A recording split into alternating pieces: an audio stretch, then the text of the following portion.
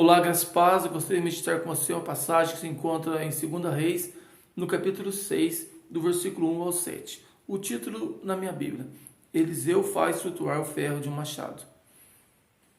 Os discípulos de Eliseu, eles moravam com eles ali no lugar. Naquela época havia escolas de profetas e Eliseu era o professor deles. Eles chegam diante de Eliseu e falam assim: olha, o lugar qual habitamos, o versículo 1 vai dizer isso, é muito estreito. Vamos lá no Jordão cortar madeiras e ampliar o lugar? E Eliseu falou: podem ir. E eles convidam Eliseu para ir com eles. E quando eles estavam ali cortando ali as madeiras, o versículo 5 vai dizer: e sucedeu que, derrubando um deles uma viga, o ferro caiu na água, e clamou e disse: ai, meu senhor, porque era emprestado. Bom, por que o ferro do machado caiu na água? Essa é a pergunta que eu queria meditar sobre isso, o tema dessa mensagem.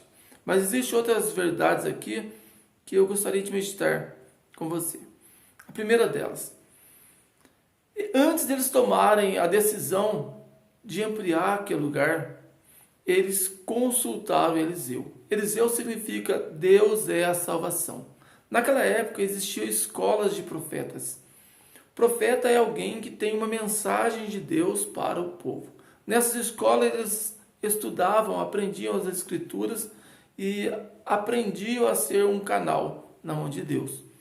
E agora estava tendo bastante alunos. O lugar qual eles moravam estava pequeno. E eles consultam Eliseu.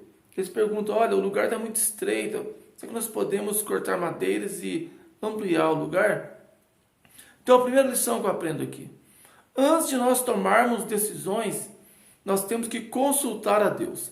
Eliseu era o professor, ele era o sacerdote, ele tipificava Deus. Então eles estavam consultando Eliseu para saber o que fazer. E nós não podemos agir pelo impulso ou pela emoção, mas nós temos que buscar em Deus resposta para as nossas indagações, porque senão nós corremos o risco de agir na emoção e quebrar a cara. E eles consultam aqui Eliseu, e Eliseu fala: olha, pode ir. Mas o que eu acho interessante é que eles convidam Eliseu para ir com eles. Se nós olharmos assim, talvez poderiam ser jovens, e jovem quer ficar sozinho, porque ali eles teriam liberdade de agir, fazer do jeito que eles quisessem as coisas. Mas eles queriam que o seu mestre estivesse com eles. E nós não podemos querer que Deus esteja conosco somente no momento do culto ou no momento da reunião na igreja, mas Deus tem que estar conosco em todo lugar. E pensando sobre isso, você teria coragem de levar o seu líder espiritual, o seu pastor, para estar com você no seu serviço, para estar ali junto com você, participando das suas conversas, participando das suas brincadeiras na escola, estando ali junto com você? Porque Deus está conosco o tempo todo, e às vezes nós esquecemos que Deus está conosco o tempo todo e agimos, e às vezes queremos ser de uma forma na igreja, de outra no mundo, mas o Senhor nos quer por inteiro. Nós temos que servir Ele em todo lugar, adorar Ele em todo lugar, conforme Jesus falou para aquela mulher samaritana: verdadeiros adoradores que adoram o Espírito em verdade em todo lugar. Então Eliseu estava com eles, e agora eles estavam ali cortando madeira, e o ferro de um machado ele escapa e cai dentro de um rio. Bom, uma outra lição aqui que eu aprendo também: o fato de Eliseu ali tipificava Deus aqui. O fato de Deus estar conosco nos nossos trabalhos, nos nossos afazeres, não significa que nós não iremos passar por problemas. Não significa que não virão tribulações sobre nós. Mas Jesus falou isso: tenho-vos dito isso, no mundo tereis aflições, para que em mim tenhais paz. Nós temos que ter paz no Senhor. Veio aqui dificuldade, veio que o ferro do machado caiu na água, mas Eliseu estava ali para os ajudá-los no meio das dificuldades, no meio dos problemas. Nós podemos também invocar o Senhor, porque Jesus falou: eis que eu estou convosco até a consumação do século. O Senhor está conosco em todo o tempo.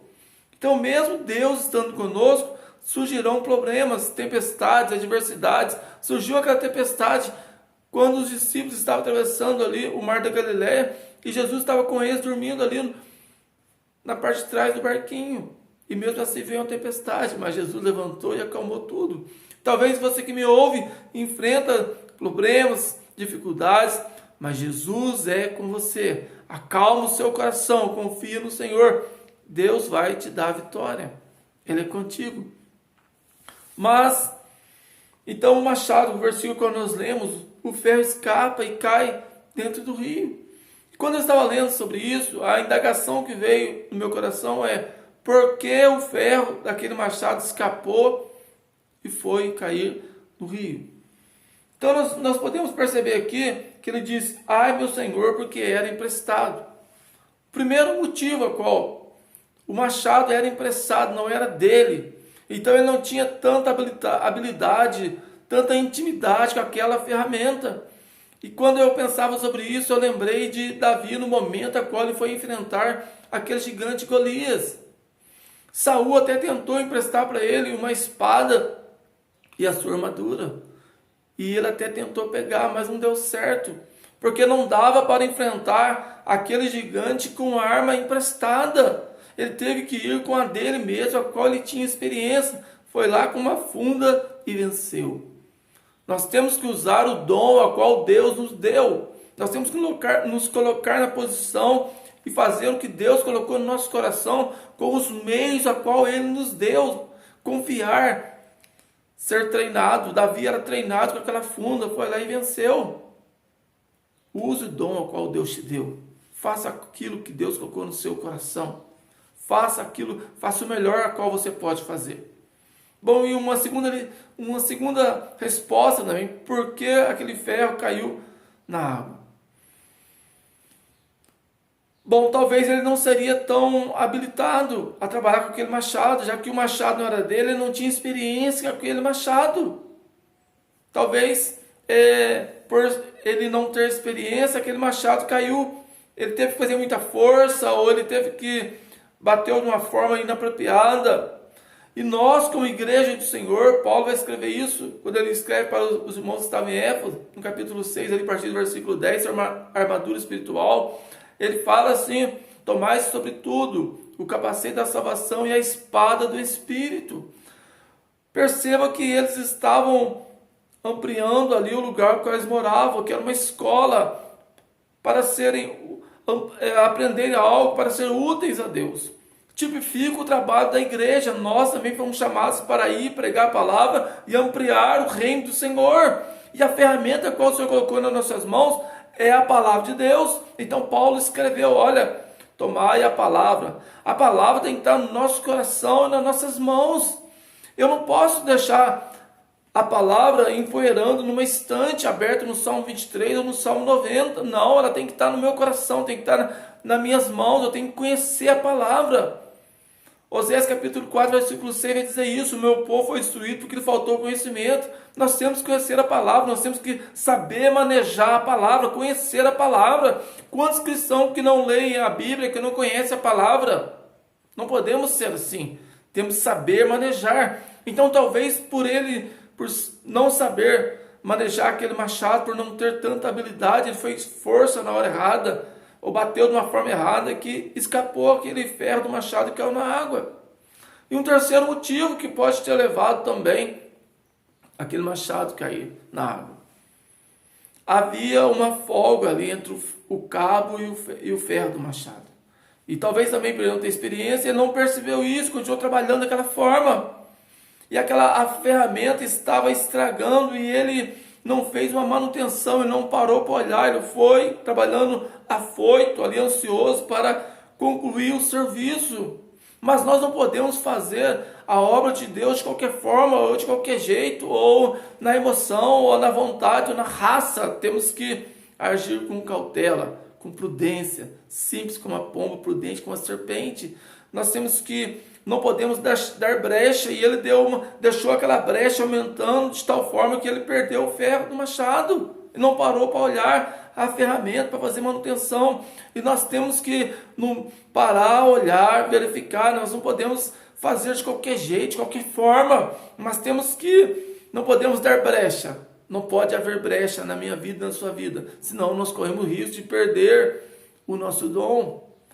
E Jesus, escrevendo ali para a igreja de Éfeso, no capítulo 2 de Apocalipse, no versículo 5, ele fala assim: olha, tem, porém, contra ti que deixaste o primeiro amor. Lembra, porém, onde caíste. Aquela igreja apesar de ser uma igreja tão disciplinada e ter tantas qualidades, mas ela tinha abandonado o primeiro amor, tinha caído. E Jesus falou: lembra de onde caíste. E nós não podemos, o Senhor deu dons para a igreja, dons para que pudesse aperfeiçoar o corpo de Cristo. E nós temos que saber usar esse dom. Nós temos que estar preparados, nos consagrar, orar, buscar o Senhor para que Deus possa nos usar para aperfeiçoar o corpo de Cristo. Imagina se esse homem tivesse perdido o ferro do machado e continuasse trabalhando somente com o cabo, batesse o cabo do machado nas árvores. Ele, além de não cortar a árvore, ele ia ferir e machucar. Hoje, infelizmente, tem pessoas que não se consagram, não buscam a Deus, faz a obra de qualquer forma, de qualquer maneira, e não usa mais o dom, usa só o cabo do machado. E além de não cortar, além de não fazer a obra direito, ele machuca as pessoas. Não podemos ser assim, nós temos que parar e falar: Senhor, me usa, me dá sabedoria para usar esse machado. Mas esse homem, quando ele perdeu o machado, ele clamou, falou assim: ai, meu Senhor, que eu quero emprestado. E Eliseu estava ali. Quem sabe você perdeu o seu dom, quem sabe você perdeu os seus sonhos, quem sabe os seus sonhos estão no fundo de um poço. Mas se você clamar a Deus, assim como Eliseu cortou aquele pedaço de galho ali, lançou ali, e o machado flutuou. Deus é poderoso para restaurar os seus sonhos. Deus é poderoso para restaurar a sua vida, restaurar o seu dom, colocar você de novo na posição. E esse homem certamente recuperou aquele machado, arrumou aquela ferramenta e continuou o trabalho. Não é tempo de parar, é tempo de continuar o trabalho, é tempo de estar na posição. Amém? Se você me acompanhou aqui, te convido a se inscrever no canal e curtir esse vídeo. Que Deus abençoe a sua vida.